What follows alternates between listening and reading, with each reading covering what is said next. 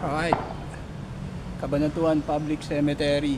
And sama natin Ginoong Bartolome. Saan tayo, sir? Saan tayo ngayon? Sa presensya tayo.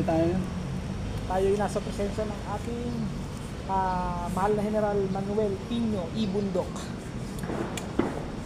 Dito operations niyan, Nueva Ecija, Ilocos. Kalaban na sa Hilaga.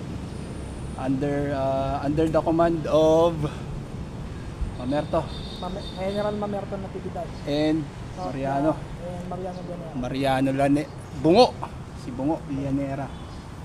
So dito yung operations nila laban sa mga Espanyol, and then na-exile siya kasama ni General Aguinaldo na naging presidente 1897, tapos balik laban uli pagdating ng Amerikano. So dito siya namatay 1924, bata pa din, 46, bata pa. Sakit sa atay.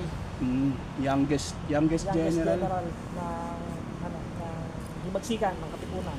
So hindi si General Gregorio del Pilar, hindi si siya. Goying, Siya hindi si Goyong.